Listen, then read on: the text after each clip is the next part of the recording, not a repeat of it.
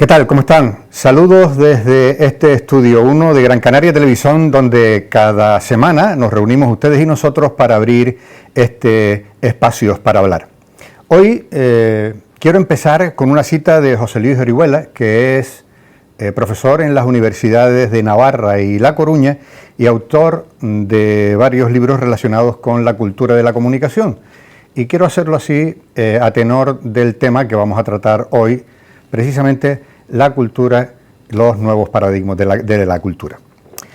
Dice José Luis Orihuela: en esta época de cambios vertiginosos impulsados por la revolución digital, es frecuente encontrar por igual a fascinados y a perplejos. Los encantados y los desconcertados comparten una misma situación de parálisis. Han dejado de pensar. El contexto les ha sobrepasado y no saben cómo resituarse en el presente. El fascinado solo ve inmensas posibilidades para el futuro, mientras que el perplejo vive anclado en la confortable seguridad del pasado. Y precisamente para hablar de la cultura, de la comunicación y de los nuevos paradigmas de la cultura, está hoy con nosotros José Alberto Medina. José Alberto Medina es músico, es pianista, compositor, gran canario, laspalmeño para más señas, y ya inmediatamente lo primero que voy a hacer es darle las gracias por estar hoy aquí con nosotros y haber aceptado la llamada de Gran Canaria Televisión para este espacio para hablar. Muchas gracias. Nació usted, don José Alberto, en Las Palmas de Gran Canaria, y resulta que cuando tenía usted más o menos 8 años, una cosa con 88 teclas le llamó muchísimo la atención y se puso a practicar de manera informal. Hoy es un músico perfectamente consolidado, compositor, profesor de música además y intérprete de jazz. Entre aquel niño de 8 años y este músico consolidado de hoy, pues con total seguridad que han pasado 1000 cosas. ¿Nos la podría contar con sus palabras cómo es la vida o cómo ha sido la vida hasta este momento de José Alberto Medina? Muchas gracias primero por invitarme, para mí es un placer estar aquí y es verdad, han pasado muchas experiencias, muchas anécdotas, muchas ciudades por el medio y es difícil contar todo lo que ha pasado, pero resumidamente pues una estancia larga cuando decidí dejar con 18 años mis estudios aquí en Las Palmas, porque ya había acabado imagen y sonido y había hecho música también, había estudiado música, pero decidí dar un salto a Barcelona y a partir de ahí una etapa de 15 años, casi 16, porque el último año ya emigré de Barcelona a Nueva York. En esa etapa larguísima de Barcelona yo me consolidé como músico, me acabé de formar, me licencié en el SMUC, que es la Escuela Superior de Música de Cataluña, en una titulación muy joven, que es la titulación de música moderna, que no existía, y la interpretación de jazz concretamente. Y a partir de ahí, pues mi estancia en el Taller de Músicos de Barcelona, que es una de las escuelas que tienen más años a nivel de España de música moderna, y bueno, y también todas las experiencias de tocar con grandes artistas internacionales, con gente propiamente de Barcelona, Cataluña, y todo lo que me enseñó ese camino, ¿no?, de experiencias, de grabar, de ir a festivales. Y la última etapa, pues la decidí de vivir en Nueva York, que era un sueño que tenía cuando salí de aquí, y me pasé un año en Nueva York, donde pude también grabar algunos de los trabajos que tengo discográficos, tocar con músicos de allí, y también tomar clases y seguir caminando en la música. A partir de ahí hay como una vuelta, ¿no? Es como llegar al pico de una montaña y volver a bajar, y entonces tuve que venir a Barcelona para acabar la titulación que tenía pendiente, y a partir de ahí retomé otro rumbo que era el de ir a Brasil con un proyecto nuevo, con un proyecto que tenía en la cabeza porque quería seguir ampliando la creatividad.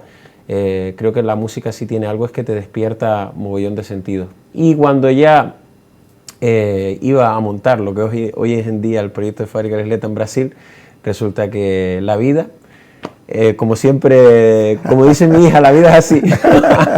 La vida habla sola, pues resulta que tuve que volver a Gran Canaria y digo, ¿por qué no monto un proyecto para mi gente y por qué no lo monto aquí en vez de ir a Brasil? Y hasta este momento pues estoy aquí y la verdad que ha sido como una vuelta, ¿no? Un ciclo que se ha cerrado y ahora estoy aquí con este proyecto y disfrutando de la música, pero también aportando a este momento de la cultura, pues lo que da Fábrica La Isleta. Contento además de estar aquí, de haber iniciado un proyecto del que es usted fundador y director, que es precisamente Fábrica La Isleta, que entre otras cosas creo que está definido por usted mismo como un proyecto multicultural y musical, donde se atiende pues a todo tipo de personas que tengan esa iniciativa por aprender a interpretar música o cualquier otra actividad artística. ¿Es así o me estoy equivocando? Sí, ¿verdad? Totalmente, lo has definido súper bien. Es eso, creo que hacía falta una plataforma de este tipo,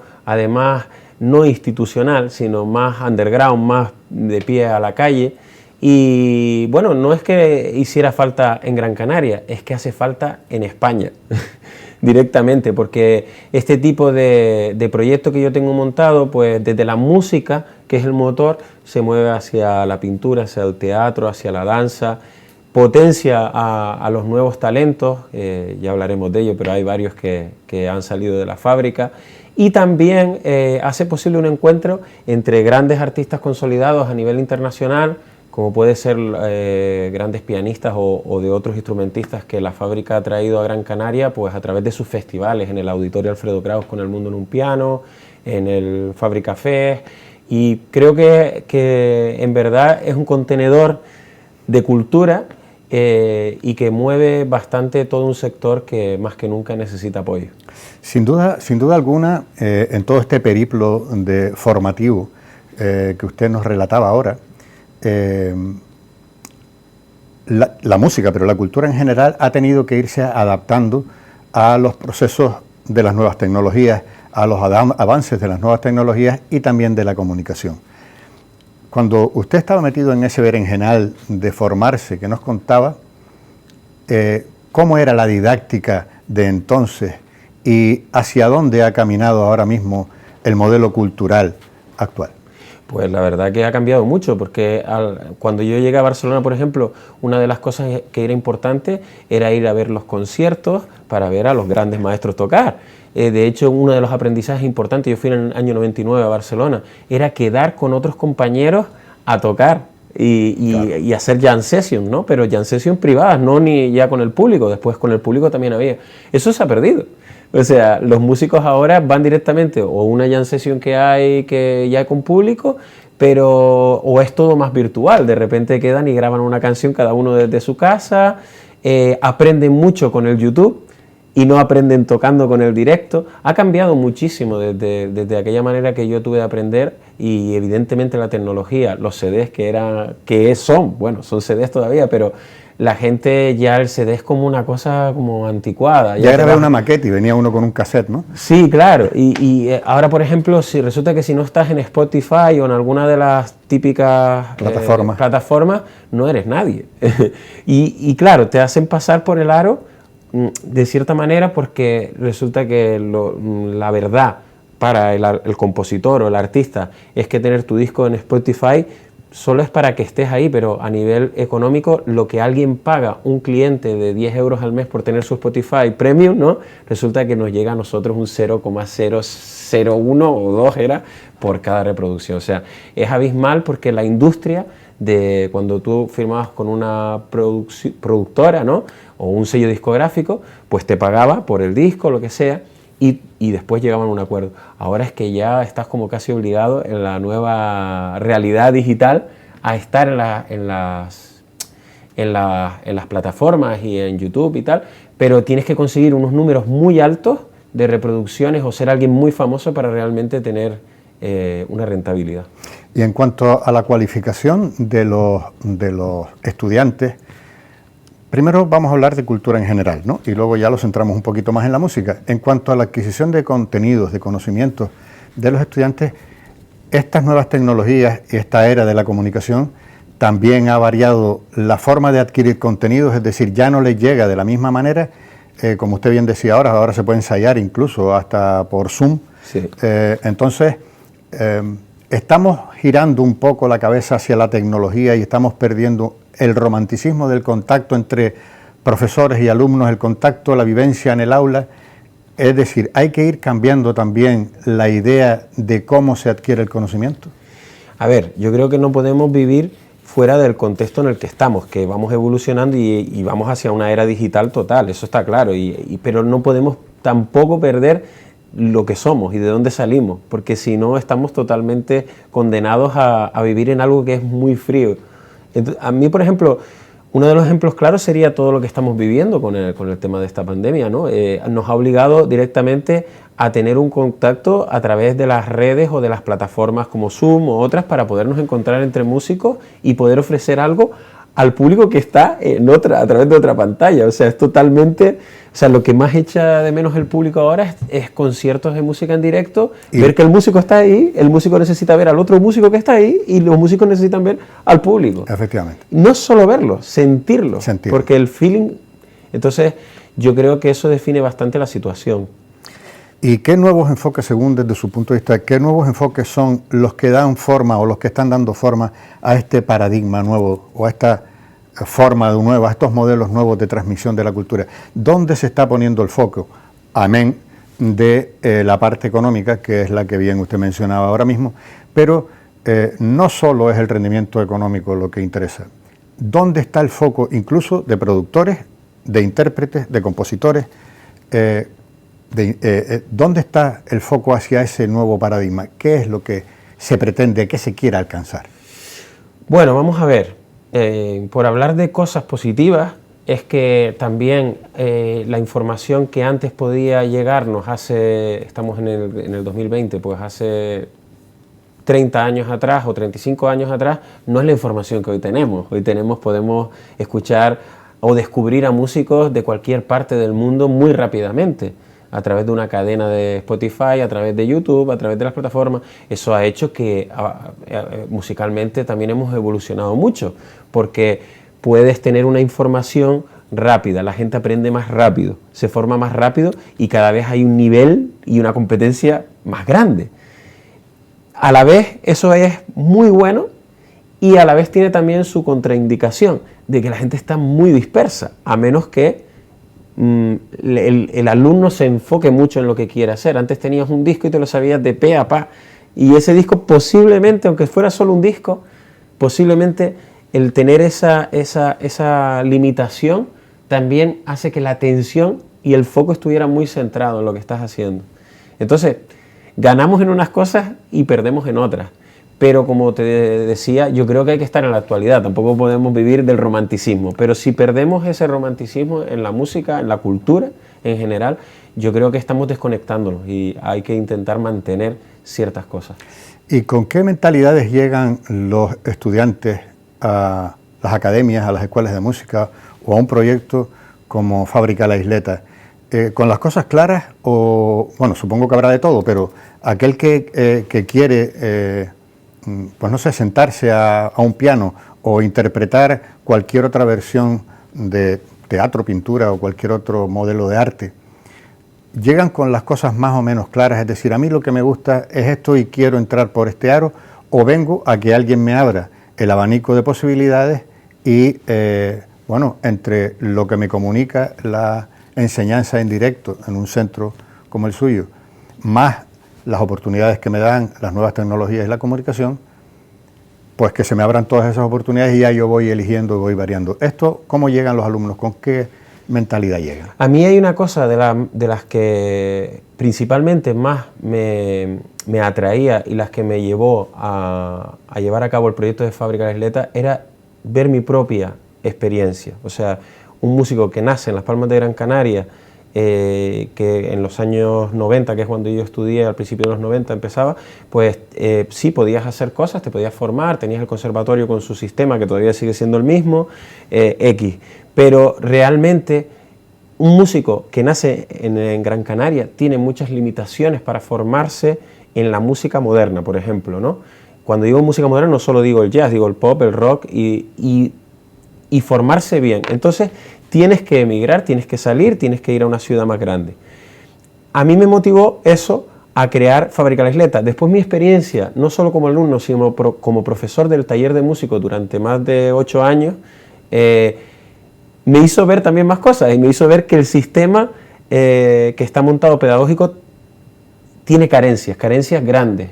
O sea, y sobre todo lo que falta más es la práctica. O sea, podemos tener los conocimientos teóricos, pero si la persona que quiere convertirse en un profesional no tiene la práctica, aunque incluso no se quiera convertir en un profesional, tenemos que profesionalizar el sector a través de la práctica. Entonces la Fábrica La Isleta, una de las cosas que tiene buenas es que la educación que nosotros damos es una educación, por supuesto la teoría está, pero es a través de la práctica. O sea, en menos de una planta puedes estar ya tocando aquello que ya en la semana estás viendo, ¿no?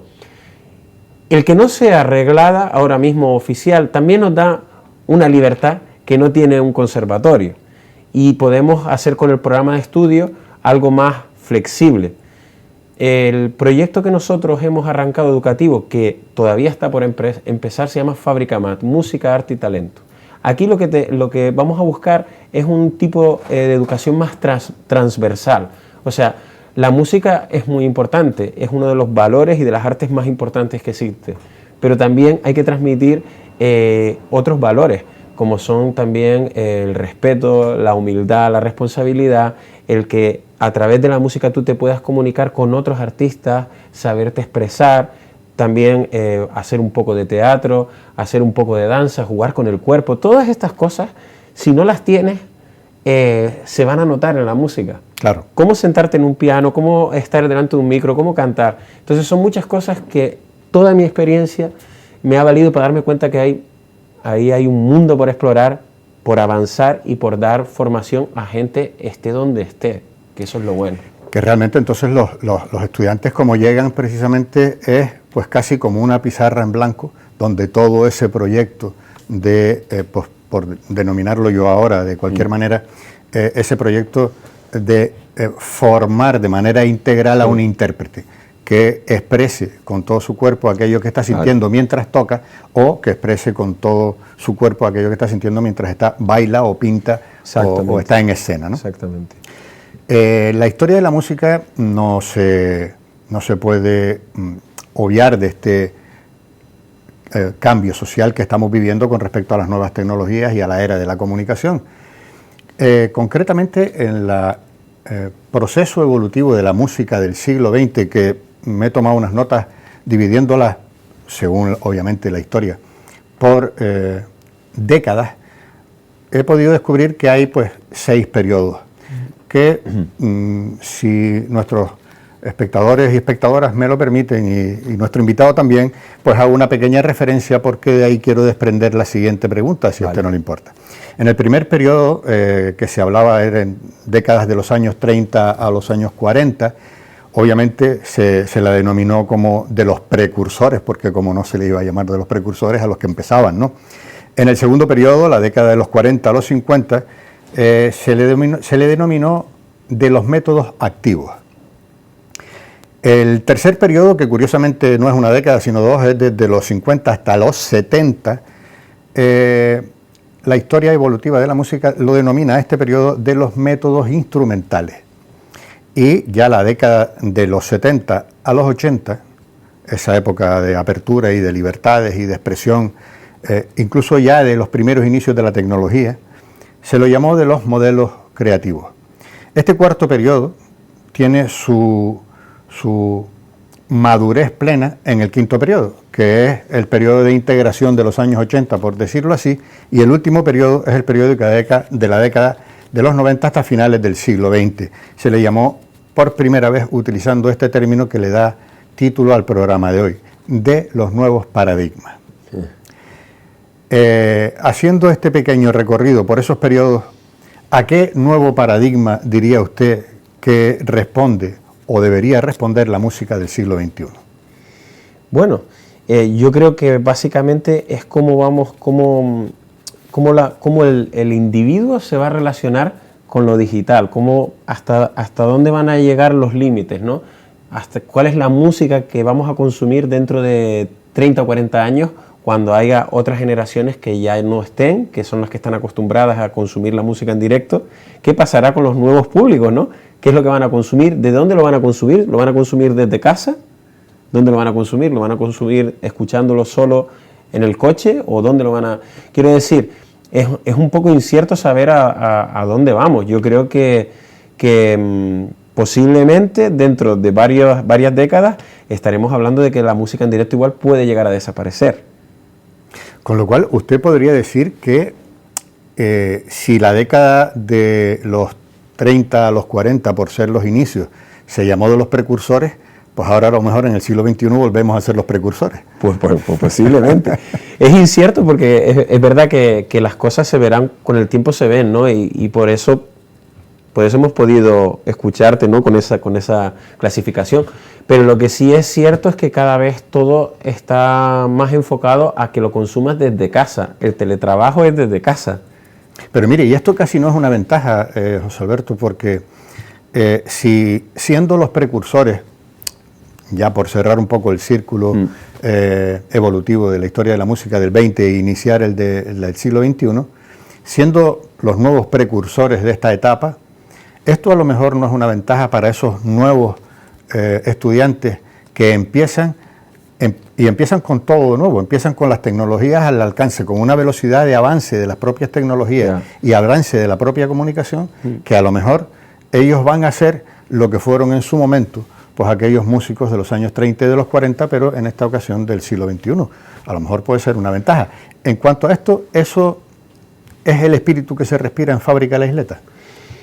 A ver, pues por la primera parte, es posible que pase esto, es posible, ¿no? Y yo creo que también hay una laguna muy importante porque todavía no estamos a la altura de lo que se requiere la cosa. O sea, si yo tengo que ensayar o a través de mi casa yo tengo que quedar con una Big Band, que somos 20 músicos y todos tienen que tener un buen sistema, no puede ser que el internet sea que se quede colgado, que el audio no llegue bien, que no se escuchen bien. Quiero decir, la tecnología todavía no está al nivel de lo que necesitamos para realmente estar a casa. O por lo menos todavía no nos ha llegado, pero estar probablemente esté, porque ahora... Eso también es verdad. Ahora nos llega la teoría esta del 5G y eso va a ser una explosión en las nuevas tecnologías. En la era de la comunicación especialmente va a ser una explosión, pero además luego ya hay tecnología que todavía no está en el mercado porque todavía no interesa que esté.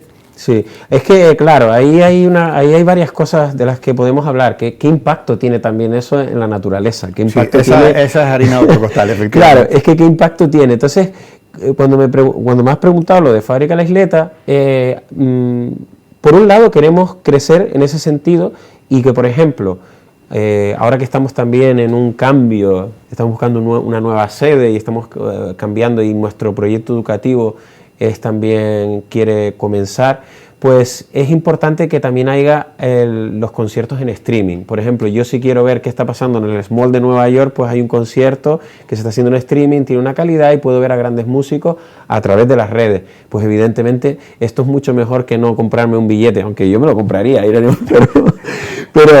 pero bueno, si pasan estas circunstancias, que resulta que el Small, que es un local muy conocido de allí, o el Vilas, resulta que hacen los conciertos en streaming porque no puede haber gente dentro, pues ahí la tecnología está haciendo un uso para mí auténtico.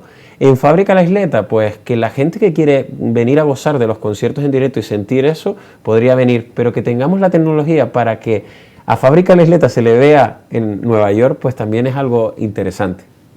Usted es un músico, nos decía al principio, bueno, pues que finalmente obtuvo una licenciatura y después además se ha ido formando y especializándose sobre esa licenciatura. ¿Se puede ser buen músico sin una titulación oficial? Bueno, por supuesto. De hecho hay mucha gente que tiene titulación y no son buenos músicos. Bueno. Es que es un hecho real, o incluso que yo me he encontrado en las circunstancias de dar 2 años en el conservatorio, en el Conservatorio de Las Palmas, dar clases, y la actitud de los alumnos era, vengo a buscar el título, pero a la hora de lo que realmente hay que tocar y demostrar, no hace falta tener que ir a una escuela para ser un músico de verdad. De hecho, si no, que se lo pregunten a Bach, pero bueno. Sí, bueno, a todos los de aquella época. Ya esto que le voy a preguntar es casi una curiosidad personal. Sí. Yo voy a partir de la premisa que delimitar el concepto de jazz es bastante difícil. Sí. Hablar del jazz como una cosa delimitada, clara, el jazz es esto, pues es bastante dificultoso. Entonces, no atendiendo a ninguna definición, lo que sí le voy a preguntar es qué se le pasa a usted por el cuerpo cuando se sienta delante del piano y deja que corran por él, por esas 88 teclas, los dedos, para interpretar algo que efectivamente tiene unos parámetros básicos, pero que después ocurre con libertad. ¿Qué se le pasa a usted por el cuerpo para decir, yo es que lo que quiero ser es intérprete de jazz y además toco así? Sí, pero la palabra jazz es algo que es muy grande, pero cuando yo me siento en el piano, básicamente ya lo que quiero es transmitir, lo que quiero es llegar, lo que quiero es contar una historia. Y yo creo que una de las músicas y de los estilos que te lo permite es el jazz, porque hay ciertas libertades de improvisación, hay cierto margen donde tú puedes poner tu espíritu y tu alma. Yo creo que esto es lo que realmente diferencia a este estilo de otros, que puede ser que estén las cosas más acotadas, pero realmente al final cuando te sientas delante de un instrumento para tocar cualquier estilo, es la emoción, es lo que tú quieres contar y que realmente lo que estás diciendo llegue al público y sea verdad. Y eso es lo que a mí más me atrae. Las notas y los acordes y todo lo demás, incluso el estilo musical,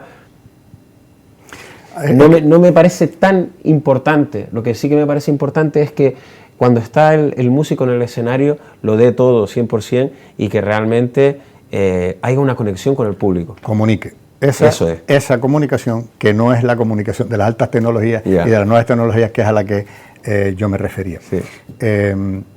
Acaba usted de citar un ejemplo, y es que usted quiere comunicar, quiere contar algo. Cuando uno se sienta al piano, y específicamente se sienta al piano para tocar jazz, es que se cuenta algo hasta incluso a sí mismo, porque mientras una mano cuenta una cosa, la otra responde, sí. ¿No? Entonces, de esa comunicación, de ese flujo comunicativo entre las dos partes del intérprete, ocurre algo mágico, que es lo que se quiere decir. Me interesa saber qué es eso mágico. Buah, eso es muy grande. El piano es un instrumento que tiene 88 teclas y nosotros, bueno, 10 dedos. Entonces, fíjate que el diálogo que puede existir entre estas dos manos no puede ser solo de dos, pueden ser de 4, de 6, depende de lo grande y lo gran músico que sea. Ahí hay grandes ejemplos como Brad Meldau, entre otros, bueno, muchos más, ¿no? Fred Herz, entre otros grandes también, o Herbie Hancock, Chick Corea, o cualquiera de los músicos grandísimos. Realmente en el piano es un instrumento muy complicado en el sentido de que te puedes complicar muchísimo la vida, pero también a la vez puedes hacer algo sencillo con una sola mano, una sola melodía y llegar, con lo cual la comunicación de lo que estábamos hablando es que puede ser con 6 voces, con 4, con 3, con 2, pero al final el objetivo es que lo que quieras decir llegue, y eso es lo que a mí más me importa. Y esto es, José Alberto, el nuevo paradigma o el paradigma de siempre, porque el programa de hoy se llama Cultura, los nuevos paradigmas. Todo lo que hemos hablado, intentando hablar de nuevos paradigmas, lo único que hemos hecho y lo único que hemos podido concluir es que los nuevos paradigmas los van a marcar las nuevas tecnologías y la nueva era de la comunicación, fruto de esas nuevas tecnologías. Pero en definitiva, el intérprete sigue siendo el intérprete, lo que comunica sigue siendo lo que siente, el público que lo oye vibra como vibra, y todo eso no se puede obviar, es más, no se debe obviar del hecho cultural, porque es cultura. En este caso es cultura musical, pero cultura. ¿Es nuevo paradigma o es el paradigma de siempre? A ver, por un lado, yo creo que es lo que venía comentando, la emoción tiene que estar. Aunque tú seas imagínate que haces música electrónica, pues música electrónica, el que corta aquel clip de batería que le gusta, no sé qué, lo pone allá, el que mete unos efectos y tal, eso tiene una emoción, es lo que yo siento y lo intento transmitir, con lo cual eso está.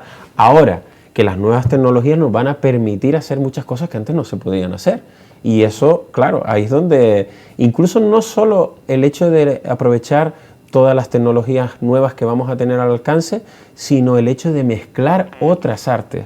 O sea, ya no solo pensar en música y una pantalla detrás donde pasen imágenes, donde haya lo que es todo el arte que se hace visual. El arte visual es una cosa súper importante también. Entonces, con lo cual, yo creo que tenemos que tener la esencia de que la música o cualquier arte que se haga tiene que ser humana. De que sea totalmente 100% una máquina, lo que hace todo, ya hemos perdido algo. Mientras se mantenga un balance entre las dos cosas, si hay un humano que está por el medio, va a haber una emoción. Nos guste o no nos guste, va a haber una realidad. Puede ser más fría, puede ser lo que sea. Entonces yo creo que lo que no podemos dejar es que las máquinas totalmente nos maten. Si no, ahí ya seguramente que la emoción está muerta. Y usted, como ya por finalizar, porque ya que me avisan desde control que nos quedan unos minutos, por finalizar, usted como profesor, como didacta, como pedagogo de la música, ¿qué le recomienda a todas estas personas que quieren acceder a la cultura en general, a la formación, a tener acceso al conocimiento en general o a la música en particular? Bien sea acceso al conocimiento o a la cultura musical de manera autodidacta o de manera reglada. ¿Cuál sería su consejo para todas esas personas que empiezan a sentir que se les mueve algo por dentro que quieren aprender? Primero, quitar los límites y el miedo. Cualquier persona puede hacer música, de cualquier edad, ¿vale? O sea, tendemos a pensar que tiene que ser el niño que empieza con 9 años, que evolucione, que será un gran músico. No, para nada. Tienes 70 años, tienes una oportunidad de poder hacer música. Mientras estemos vivos tenemos una oportunidad. También apoyar a los más chiquitines de la casa, a los bebés incluso, ponerle música, incentivar, porque la música despierta muchas sensaciones muy importantes que van a acompañarte en todo tu camino, incluso aunque no te dediques profesionalmente a ello. Y después, para la gente que realmente siente algo diferente con la música, que quiere dedicar mucho tiempo a la música, yo lo que recomiendo sobre todo es escuchar. Escuchar es básico. Si eres capaz de escuchar, ya empezamos a trabajar bien. Y después de escuchar, cantar. Cantar lo que escuchas o lo que te guste, quitando esos miedos, eliminando los complejos. Y a partir de ahí, es que es lo más instintivo, ¿no? Porque toda la teoría no sirve de nada si no escuchas y no cantas. Está totalmente... Quitarse los miedos... escuchar e interpretar luego y cantar es liberar ese miedo y acudir o no acudir a un centro donde reciba formación, que me da igual, insisto, sea arreglada o sea autodidacta. A ver, los profesores, las escuelas de música o de arte en general están bien porque eso ayuda a que tú te formes, pero yo en la primera parte de mi formación he sido autodidacta y la he compaginado después con formación reglada, con formación no reglada, he tomado masterclass, he hecho... O sea, para mí todas las experiencias que he tenido me han valido, pero yo creo que el ser autodidacta está muy bien porque te hace conocerte a ti mismo, te hace conocer tus limitaciones. Y a partir de aquí, cuando conoces tus limitaciones, es cuando vas a buscar ayuda. Hay gente que ha superado esas limitaciones o que ha pasado por lo mismo. Con lo cual yo recomiendo que cualquiera de los caminos es interesante siempre que al final quieras hacer algo que es música. En cualquiera de los caminos, sean músicas, especialmente de las actividades artísticas, quiera uno escribir, quiera uno pintar, cantar, interpretar o bailar, o sentarse delante o detrás de un instrumento, primero quitarse el miedo, como nos acaba de comentar nuestro invitado de hoy, José Alberto Medina, y luego atreverse incluso, por lo que acabo de entender, a equivocarse, que no pasa nada por soltar todas esas limitaciones que uno tiene, porque a partir de que suelto esas limitaciones es que cuando empezamos a pulir. Perfecto. José Alberto Medina, muchas gracias por haber aceptado, como dijimos al principio, la llamada de Espacios para Hablar. Gracias por sentarse aquí con nosotros hoy a poner un poquito de luz sobre esta inquietud y sobre este cambio de modelo, cambio de paradigma sobre la cultura, que hemos centrado especialmente su especialidad en la cultura musical. espero poder tenerlo en cualquier otra ocasión por aquí para hablar de otros muchos temas que nacen también de la inquietud y de los proyectos de Fábrica de la Isleta. Y a ustedes, señoras y señores espectadores, poder verlos como cada semana en el próximo Espacios Palabral, que saben que se hace desde aquí, desde el Estudio 1 de Gran Canaria Televisión, con una única finalidad, que es la de poder entablar conversaciones tratando temas que son del interés de espectadores como ustedes. Muchas gracias por estar con nosotros una semana más y hasta la próxima semana.